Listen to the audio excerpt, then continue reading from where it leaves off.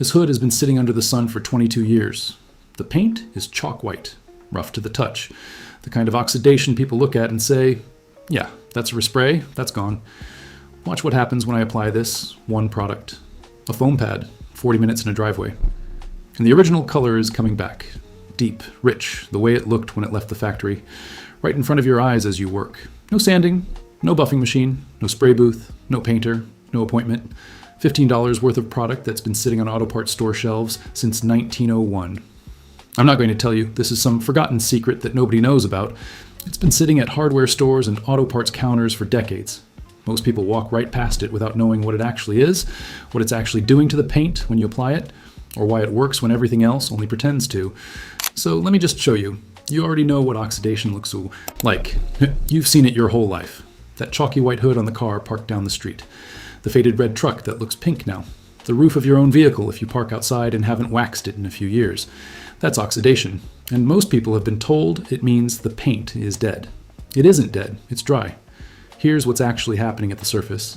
Automotive paint is a polymer, a long chain of interlocked molecules that, when healthy, sits smooth, dense, and reflective. UV radiation from the sun breaks those polymer chains apart at the outermost surface.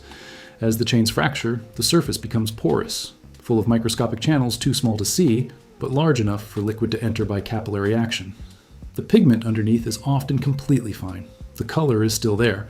What's gone is the structural integrity of the surface layer sitting above it. That's not death. That's a surface waiting to be refed. And here's where the chemistry gets interesting. Certain oils, specifically the kind formulated to match the molecular weight of automotive paint resins, will flow into those microscopic channels by surface tension alone. No pressure, no abrasion. They follow the pores the UV damage created and fill them from the inside. As they cure, they cross-link with the remaining polymer chains and restore the surface structure. The gloss doesn't come back because something is sitting on top.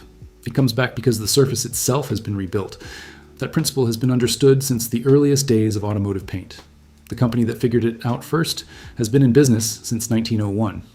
Frank Meguiar Sr. founded the Meguiar's Mirror Bright Polish company in Pasadena, California in 1901, 15 years before most American families owned a car. His son, Frank Meguiar Jr., spent decades working on paint chemistry in a time when automotive finishes were genuinely fragile, single-stage lacquers that oxidized fast, and needed constant care to survive more than a few years in the sun. Sometime in the early 1920s, the exact date is fuzzy, the way things get fuzzy when knowledge is passed by hand rather than written down, Frank Jr. developed what he called a feeder oil formula. The idea was simple and radical at the same time. Instead of abrading oxidized paint away with a cutting compound, you feed the paint back to life by introducing compatible oils that penetrate the damaged surface and restore its original flexibility and gloss. The product became Meguiar's Mirror Glaze No. 7, Show Car Glaze. It has been sold continuously with essentially the same formula for over 100 years. Pre-World War II bottles are still in collectors' hands with the label reading Mirror Bright. Post-war bottles switched to Mirror Glaze. Same product. Different name because of a wartime price regulation program that required companies to rename products rather than raise prices. 100 years. The same formula. And if you ask most car owners today what Meguiar's No. 7 is, they'll look at you blankly. Here's the important distinction. And this is the part most videos either get wrong or skip entirely. This treatment works on single-stage paint. That means paint systems from roughly the 1980s and earlier. Most classic cars, older trucks, vintage vehicles where the color and the protective coat are the same layer. Single-stage paint is porous by nature. It dries out, or it oxidizes from the outside inward. And because the color is throughout the paint layer, restoring the surface restores the color. Modern clear coat paint systems, most vehicles from the mid-1990s onward, have a separate transparent protective layer over the color. That clear coat oxidizes too, and mild oxidation on modern clear coat does respond to penetrating treatments. But if the clear coat has started peeling, if you can see patches where it's lifting at the edges, if it's coming away in flakes, that layer is mechanically failed. And no penetrating treatment fixes mechanical failure. That's a respray. Anyone telling you otherwise is selling you something. The honest version of this story is that it works brilliantly on single-stage oxidation and meaningfully on mild, modern, clear coat oxidation. That still covers tens of millions of vehicles, and it's still a far better outcome than what most people expect when they look at a chalky hood. Here's the parts list. Meguiar's Mirror Glaze No. 7. That's the full name, Mirror Glaze, not the regular Meguiar's polish you see everywhere. Available on Amazon for around $14 at most auto parts stores and at Ace Hardware. A 16-ounce bottle treats an entire vehicle with product left over. One bottle, one afternoon, against a body shop quote that starts at $1,500 and goes up from there. A few foam applicator pads, $2. A pack of microfiber cloths, $3. That's it. Here's how it goes. Together.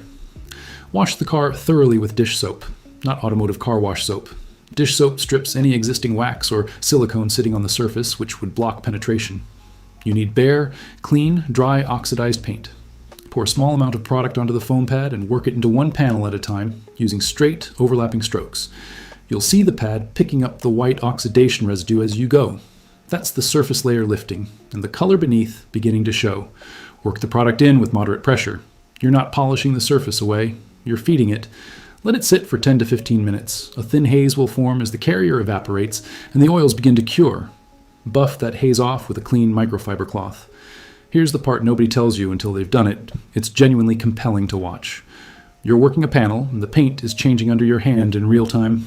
Chalky white going warm and deep, color emerging that hasn't been visible in years.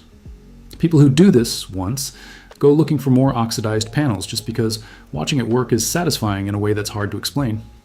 Apply a second coat following the same process, 2 coats minimum.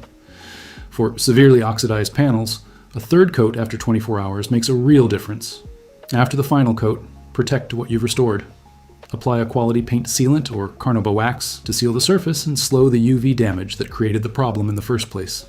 The restored paint is not immortal.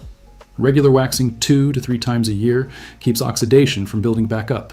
That's 20 minutes of maintenance, not another driveway restoration project. Here's the one thing people get wrong. They try this on failed clear coat. If the clear coat is peeling, flaking, or lifting at the edges, the problem is mechanical and no amount of penetrating chemistry addresses it. Feel the oxidized area with your fingernail. If the surface is uniformly chalky, but smooth, that's treatable oxidation.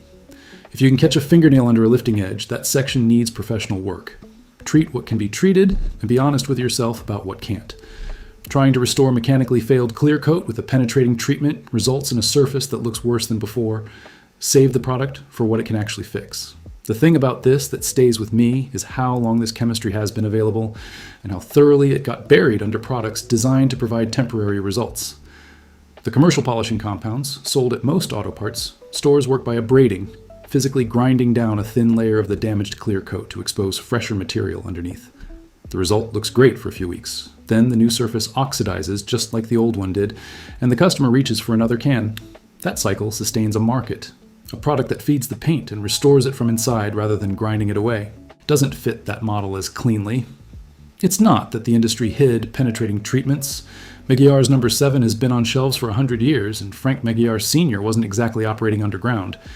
It's that nobody had a reason to tell you it existed or explain the difference between a product that temporarily removes oxidation by abrasion and one that restores the surface by penetration. The knowledge was there. It just wasn't loud. 125 years old, $14, and an afternoon in your own driveway. I don't know what your situation is or why you're watching this. Maybe it's the classic truck that's been sitting too long in the sun. Maybe it's the daily driver you've been putting off dealing with for 2 summers. Maybe you just like knowing the right way to do something and you're tired of products that pretend to solve a problem they're actually designed to keep recurring. It doesn't matter. It works either way. Now you know how. Take care and see you in the next one.